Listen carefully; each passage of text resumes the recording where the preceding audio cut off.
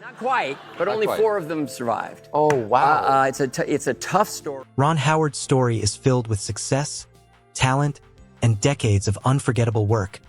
But behind that bright career is a family that has stood with him through every rise and fall. Today, at 71, news from his family has left fans emotional, especially after heartfelt words from his daughters. What did they reveal about the man who grew up on screen? And how does this moment make people look back at his long, full life with new eyes? Ron Howard was born on March 1, 1954, in Duncan, Oklahoma, the first son of Rance Howard and Jean Spiegel. Acting was already in his blood. Both his parents worked in entertainment. His ancestry included German, English, Scottish, Irish, and Dutch roots. His father's original last name was Beckenholt, but he changed it to Howard in 1948 to help his career. When Ron was born, Rance was still completing his service in the U.S. Air Force. Soon after, the family shifted fully into acting, and Ron grew up surrounded by scripts, lights, and cameras. His early childhood was unusual. He was tutored at Desilu Studios whenever he had filming commitments, but still attended regular schools in Burbank, Robert Louis Stevenson Elementary, then David Starr Jordan Junior High, and eventually John Burroughs High School, where he graduated. Ron later studied film at USC's School of Cinematic Arts but left before finishing. Even as a child actor, he already knew he wanted to direct someday. The idea had been planted early while he watched adults work behind the camera. And even as he became famous, that spark never went away.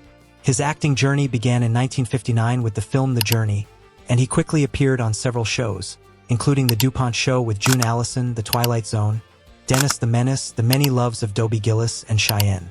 But the real turning point came in 1960, when he was cast as Opie Taylor on The Andy Griffith Show.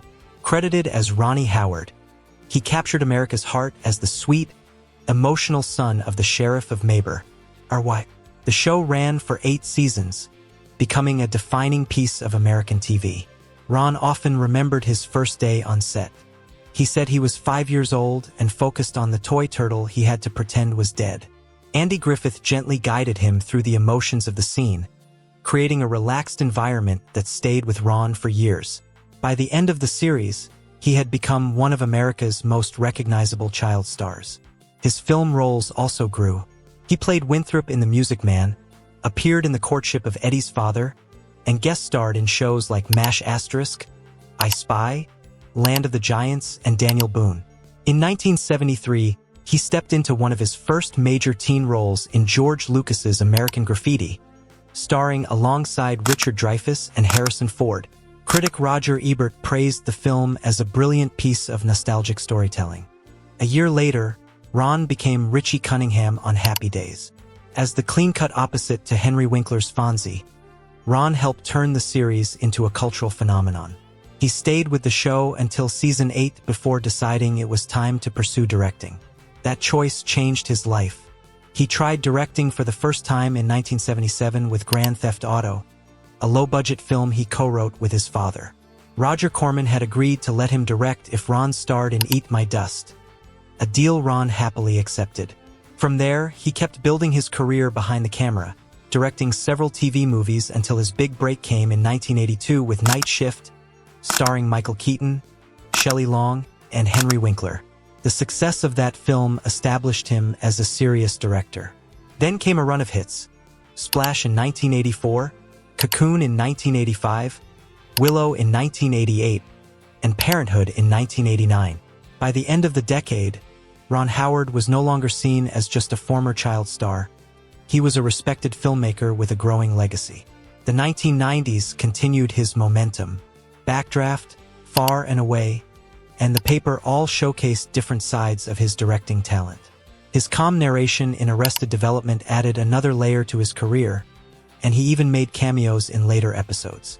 In 1995, he directed one of his most celebrated films, Apollo 13, starring Tom Hanks, Kevin Bacon, and Bill Paxton.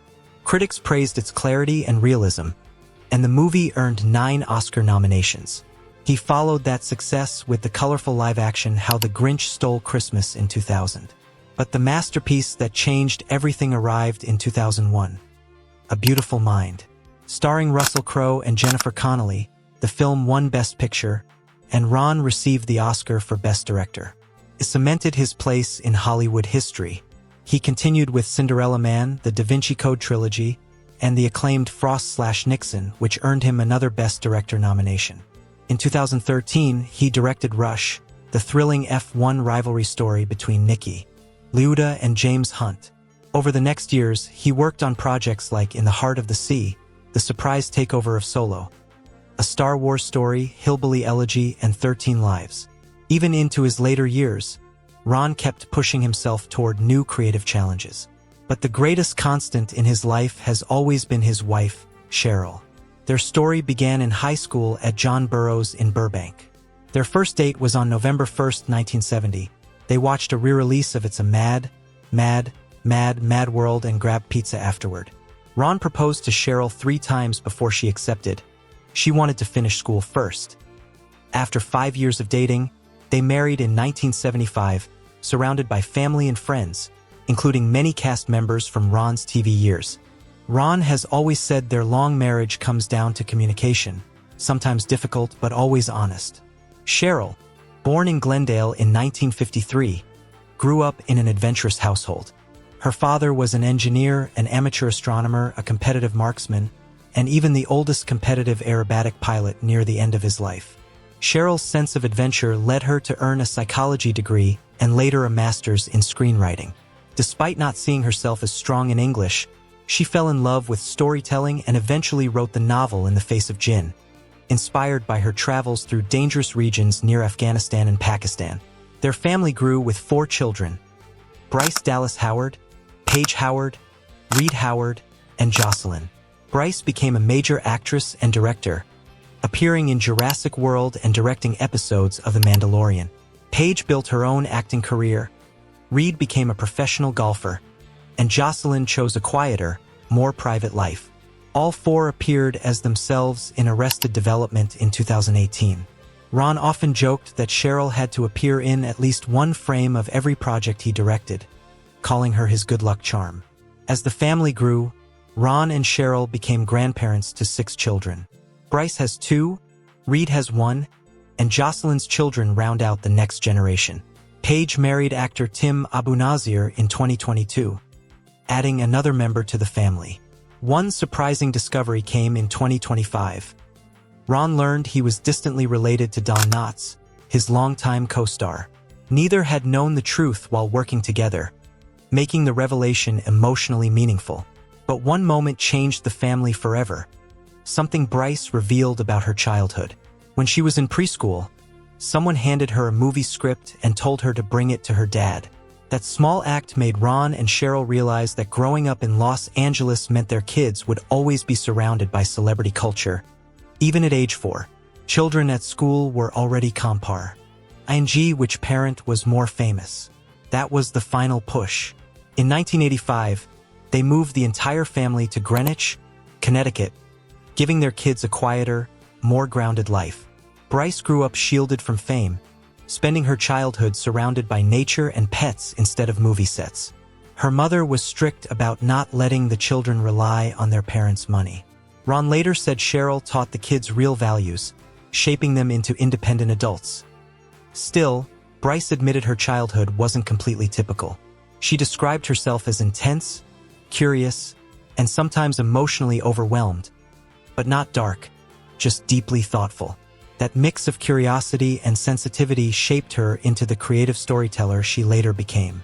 And now, as the Howard family speaks openly about their lives, fans see Ron Howard not just as a director or actor, but as a husband, father, and grandfather whose real legacy stretches far beyond Hollywood.